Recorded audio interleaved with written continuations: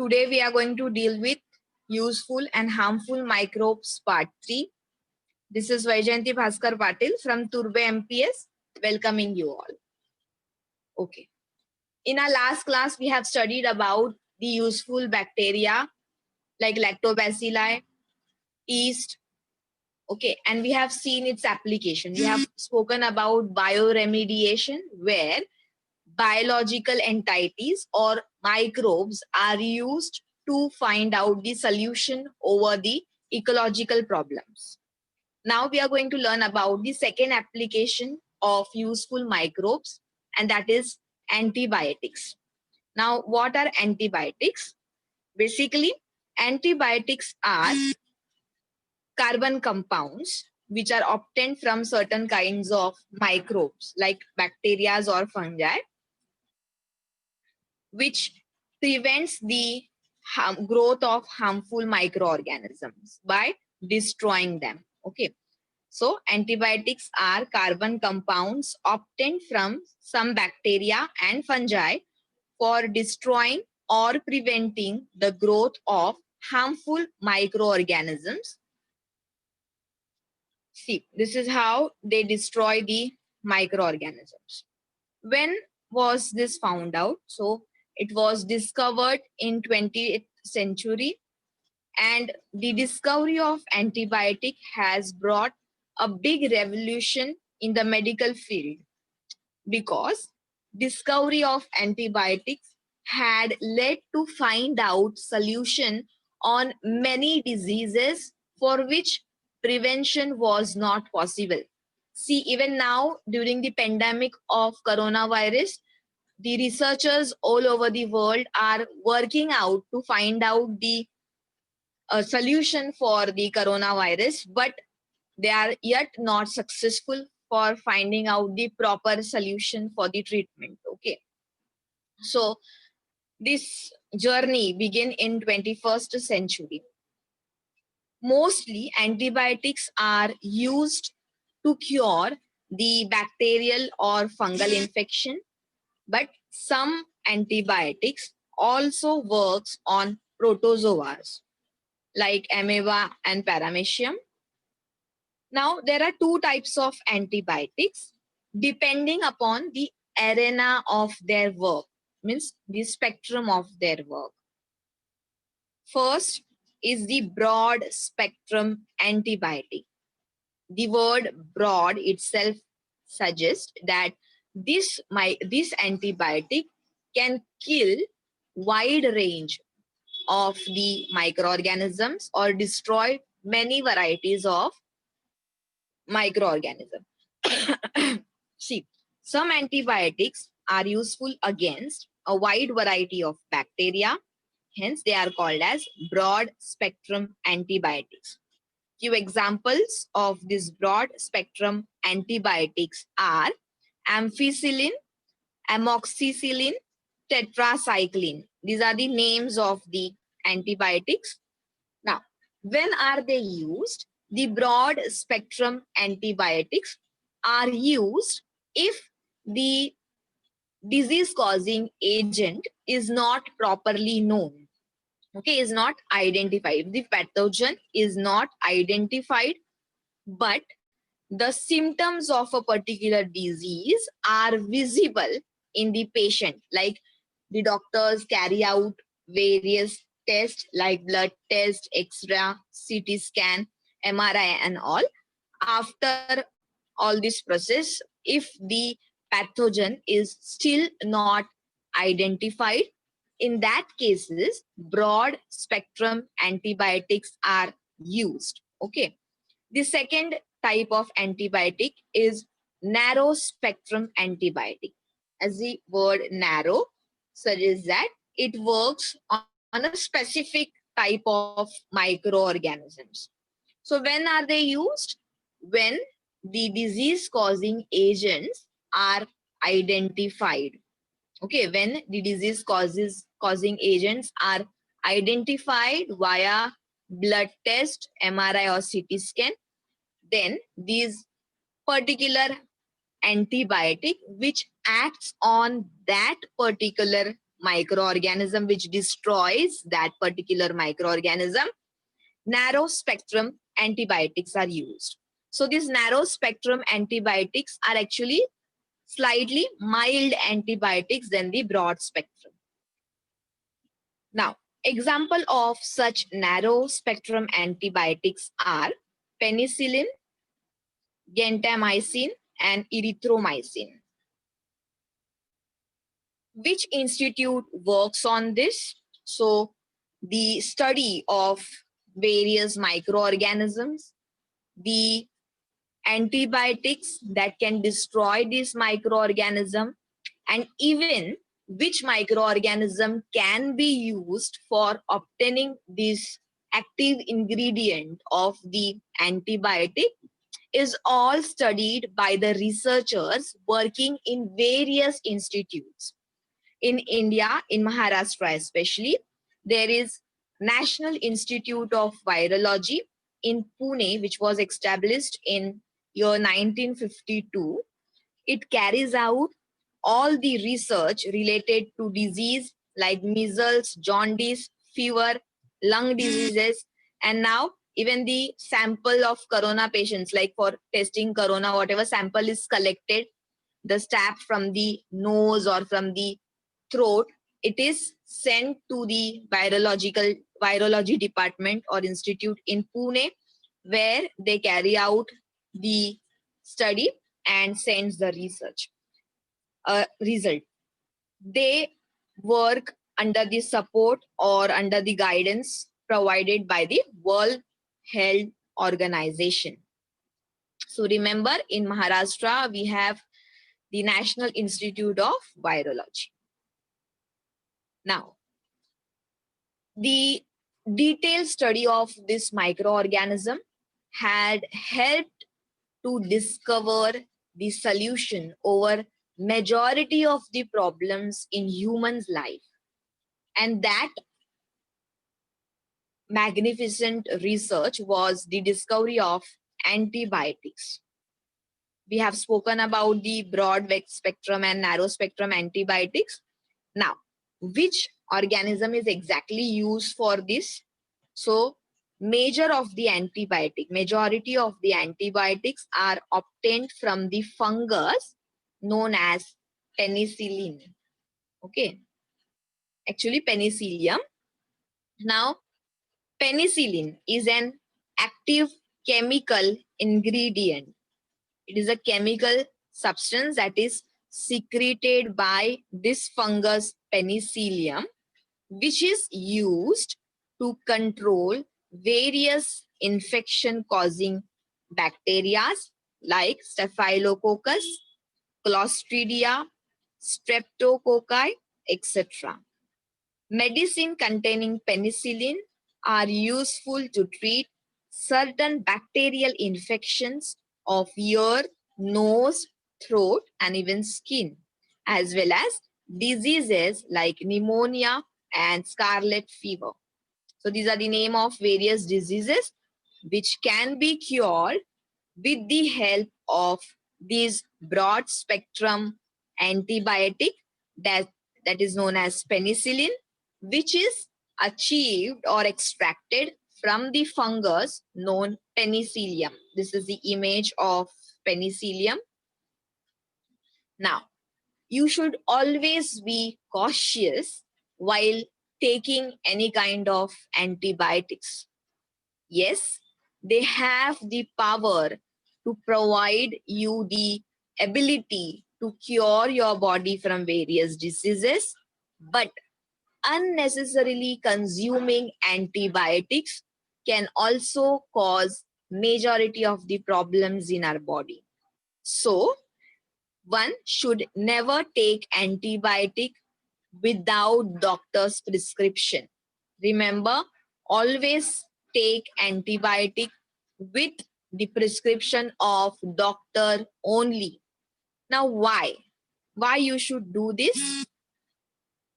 Because most of the antibiotics, they do not affect the viruses and the infection of the throat or the common flu that we suffer as the climate changes, the problem that we develop in the throat, that is because of virus. Okay, viruses are not affected by the antibiotics. But then in that case, if the antibiotics are not destroying the microorganism, it will affect your body. Okay, so remember, antibiotics do not treat viral infections like cold and flu. Hence, you should never consume antibiotics without the prescription of doctor in the common diseases. Okay.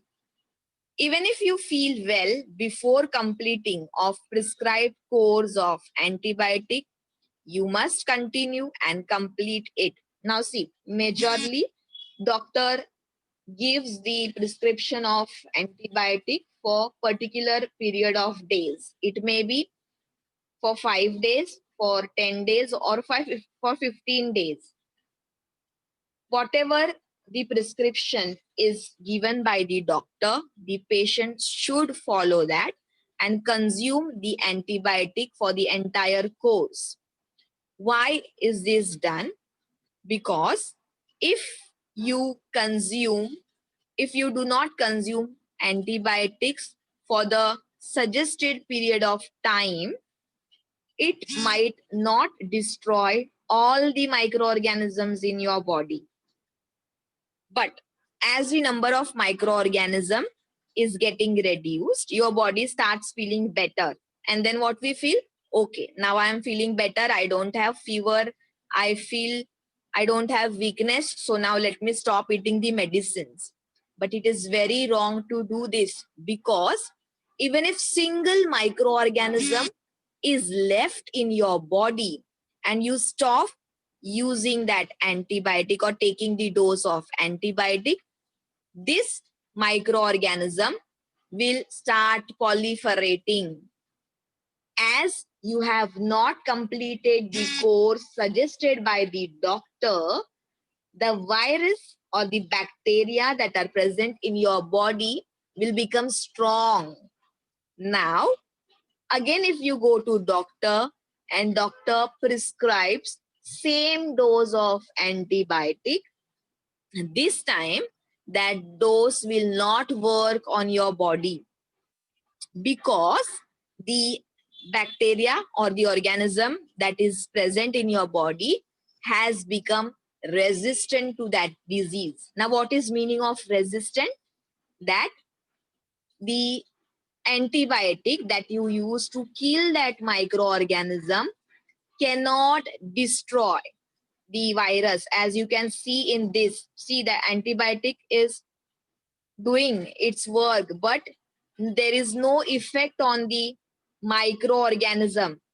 This happens when you do not complete the prescribed course of antibiotics told or suggested by the doctor.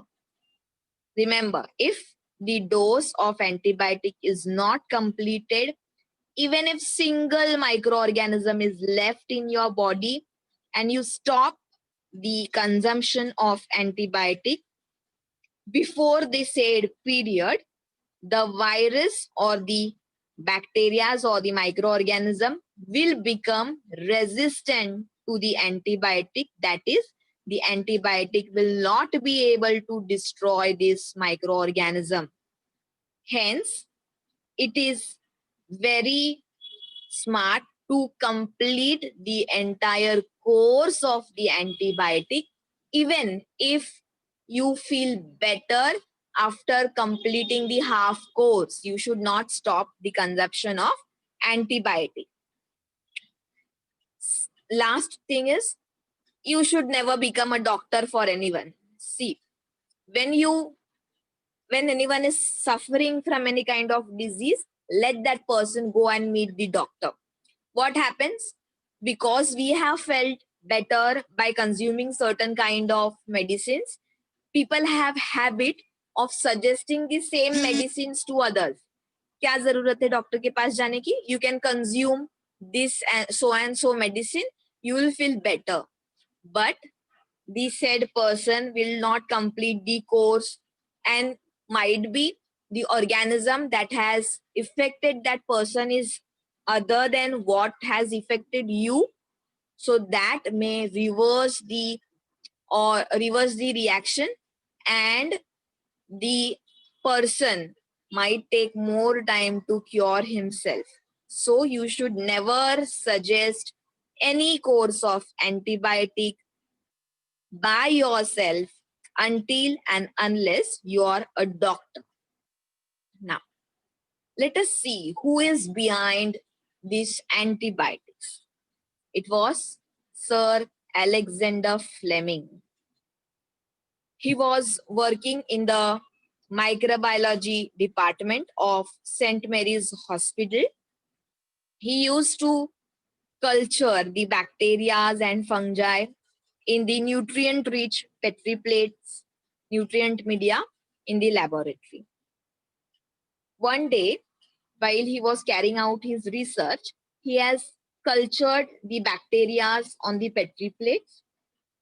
Unfortunately, or say mistakenly, one of the Petri plate was opened, and the microorganisms, we all know that some microorganisms are present in the air.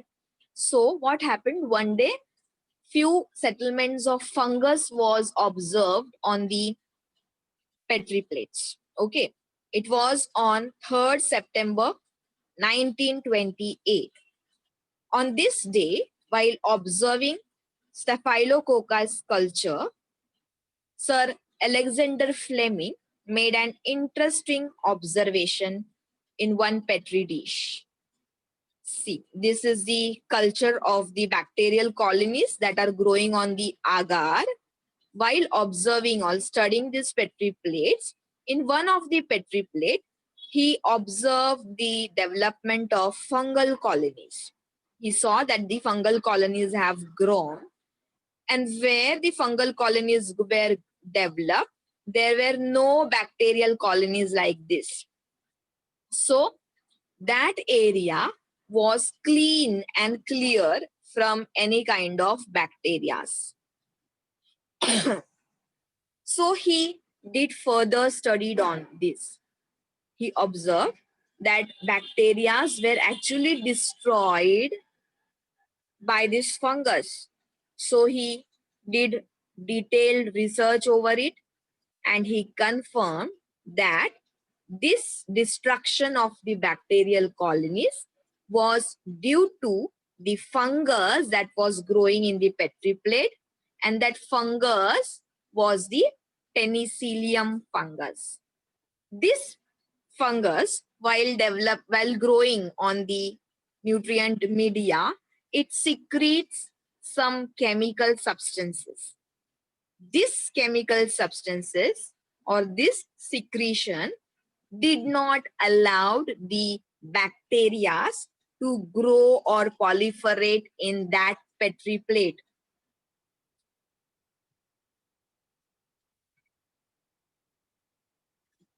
So it was difficult for the bacteria to grow over there. So this was how accidentally the first antibiotic was actually discovered by the researcher called Alexander Fleming. As the discovery of this penicillium has helped to find out solution over many of the microorganisms, many of the bacterial diseases, we should be grateful to Sir Alexander Fleming for his discovery. Now, some facts about the fungus. Now, the ants, as you can see in this image, they develop a fungus garden within the ant hill. You must have observed the ant hill. You must have seen somewhere. These ant hills, if you break the ant hills and observe it internally, the ants, whatever they carry out all the time, they store it in one place, and the fungus start developing on it. This fungus degenerates whatever is being stored by the ant, and they produce the nutrient. That nutrient is consumed by the ant as their food. Okay, so this is the fungus garden that was developed by the ants, which provide nutrients to the developing larva of the ants. Similarly, there are certain species of wasps and other insects which lay eggs in the fungal colony on the trees. The fungal hyphae, they generate the required food that supplies the energy or food to the developing larvae.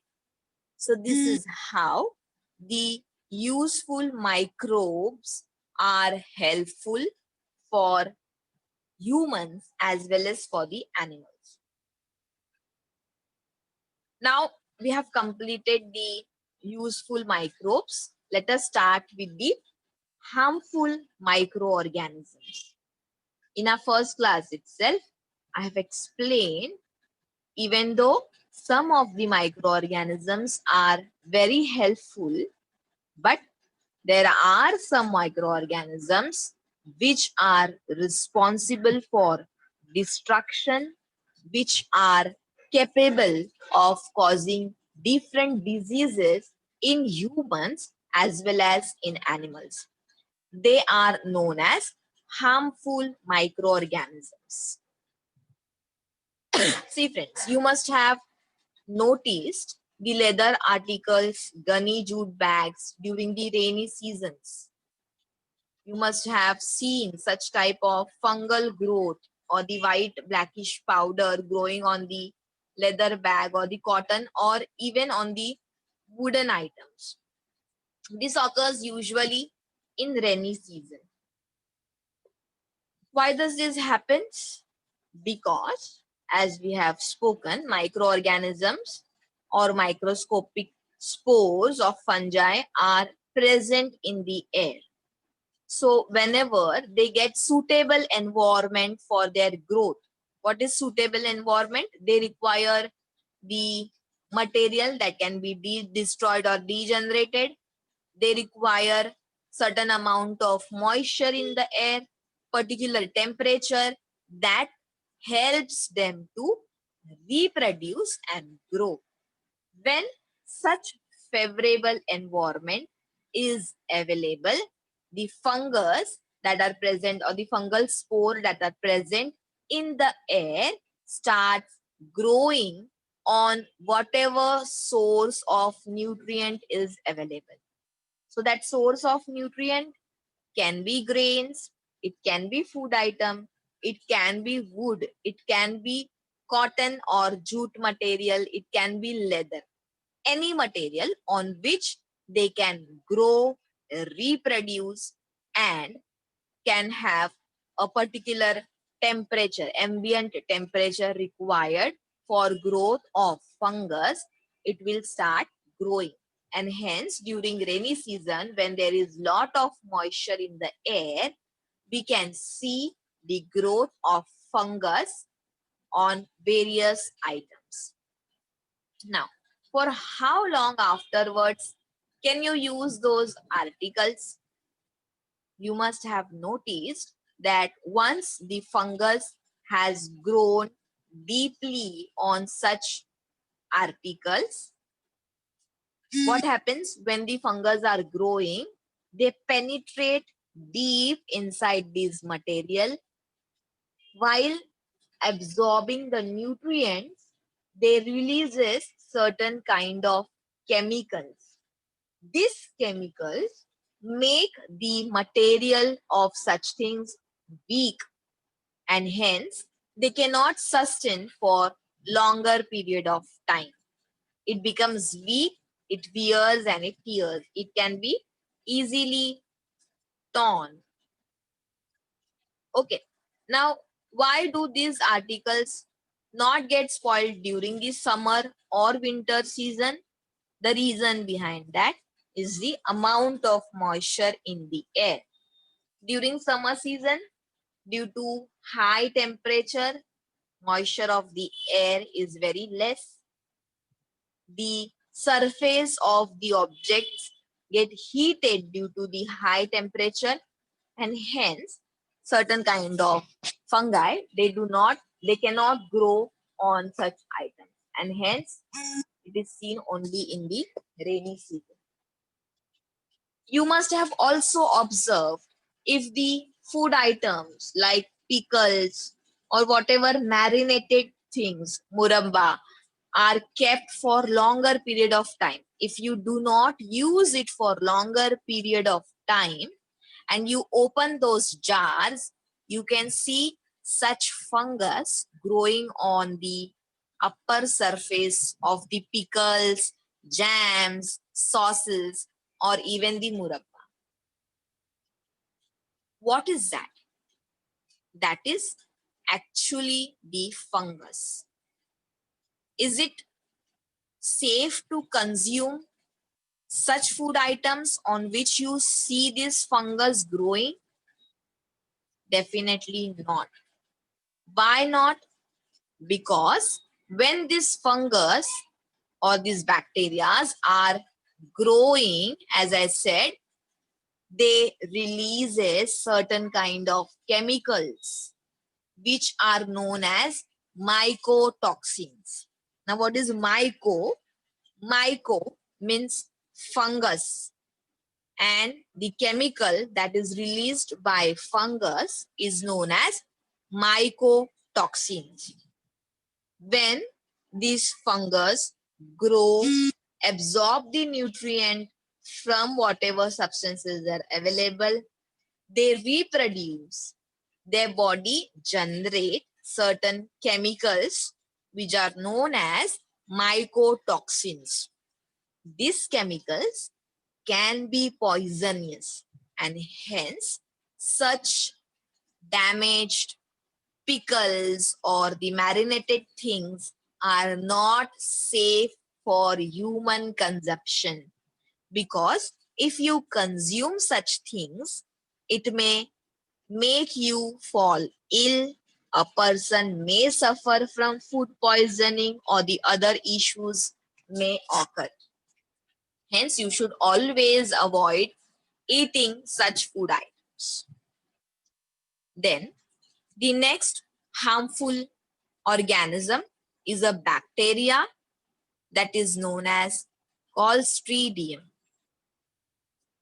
Clostridium, you must have noticed or seen whenever there is a feast, if the food is cooked early and there is lot of uh, population in a particular area, suddenly the food poisoning is caused because of the food cooked over there.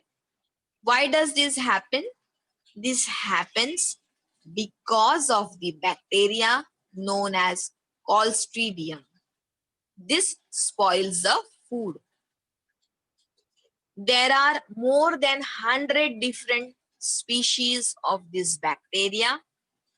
Some are free living in the soil, whereas free living means they are out of the body of any organism, whereas some of the Clostridium varieties are present within the alimentary canal, that is the digestive tract of humans and other animals. These bacteria are actually rod-shaped and produced bottle-shaped endospores in adverse conditions. Now, what is adverse condition for them? Whenever the nutrients are not available for the growth and development of that organism, the conditions required for reproduction is not available. That condition is known as adverse condition for these organisms. So whenever there are such adverse conditions, Clostridium develops bottle-shaped endospores in which the spores of these bacteria are present. One special characteristics of this bacteria is that they cannot withstand the normal oxygen level of the air because they grow in anaerobic condition, and hence it is said that you should always be oxygenating the things, or you should always heat the food items after particular period of time so that these bacteria do not grow in the food stuff, because if they grow they will cause the disease or food poisoning. See, these are the few varieties of Clostridium, that is Clostridium tetani, which is responsible for tetanus condition. Okay, so because whenever you get harmed by any kind of the sharp blade or the knife, the especially if that is, it is rotten, if it is rotten, then in that condition you go to doctor and take the injection, TT injection it is called, or safety injection. That is because in that atmosphere the Clostridiums are present, and if they start multiplying rapidly within your body, it will cause severe condition. And hence whenever you are harmed by any oxidized knife or the metal items, you should always take the safety or the tetany injection with the doctor. So these are the different species of Clostridium. Now let us revise it quickly what we have studied today. We have studied about the applications of the useful microorganisms. In that, in our last class, we have studied about bioremediation. Bioremediation is use of microorganisms for finding solution on ecological problems like oil spills or the absorption of heavy metals. In today's class, we have studied about the application of fungus, useful fungus, especially penicillin, from which the first antibiotic was discovered accidentally by the researcher called Sir Alexander Fleming while he was studying the Staphylococcus bacteria. The chemical that is secreted by the penicillium, that is called penicillin, is actually capable of destroying lot of varieties of bacteria, protozoans, and hence it can be helping us in curing many diseases including TB. With the help of this penicillin, many of the countries, or with the help of the discovery of antibiotic, many of the countries are successful in eradicating many of the bacterial diseases like TB.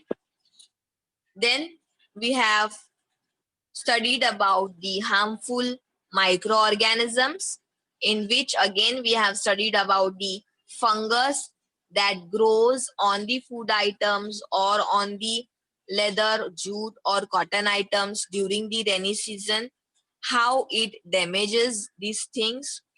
We have studied about the bacteria known as Clostridium, which is present in the soil as well as which lives inside the body of humans and certain animals. As these are anaerobic bacteria, they cannot survive on normal oxygen level. So that is the plus point. By the supply of oxygen, this can be dealt with. Let us discuss the assignment. Define antibiotic, or what is antibiotic? It is carbon compound obtained from some bacteria and fungi for destroying or preventing the growth of harmful microorganisms are called antibiotics. What are broad spectrum antibiotics? As I have explained, some antibiotics are useful against wide variety of bacteria. They are called as broad spectrum antibiotics. Example of broad spectrum antibiotics are penicillin, amoxicillin, tetracycline, etc. Are the antibiotics given to human and animals same? Why? Now see, it depends. If the organism that is infecting the animal is same, in that case, same antibiotics can be used. But usually the microorganism infecting the animals are different than that causing diseases in humans. There are different antibiotics for animals and for humans. The antibiotics for the animals is prescribed by the animal doctor known as veterinarian. Remember, if the infecting agent is same, in that case, same antibiotic can be utilized. But if the infecting agents are different, the antibiotics also differ.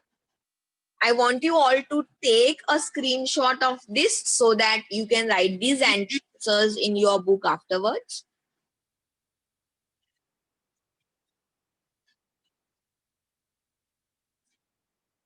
Then, why is it necessary to safely store the pathogens of a disease against which vaccines are to be produced? This question is applicable for the current situation. See, you must have heard it in news or read it in newspaper, the entry of coronavirus into this world. Accidentally, the coronavirus was released out of the research laboratory, infecting lakhs of people all over the world. You must have heard, read it. It happened in the Wuhan, in the research center in Wuhan in China. Accidentally, the coronavirus got released out from the lab and it starts spreading rapidly in the entire world and causing the pandemic situation which we are still suffering from. Lakhs of the people have died and still many of them are suffering. There is no proper medicines found on it. Still the vaccines have to be come out. Entire world was under the lockdown because of this harmful virus. So this is the reason why the pathogens of disease causing agents against which the vaccines are not produced should be safely stored, because if it is not safely stored, it can convert into disaster from which the entire world will suffer, as we all are suffering now in the situation of coronavirus pandemic. So by this, I end my lecture and I thank you all for quietly listening to the lecture. Of course, there must be doubts within your mind, and I want you all to clear your doubts by asking the questions. Sir? Yes, teacher. So you Hello. can stop recording, and if the students want to ask some question, they can ask. Okay, teacher. Okay.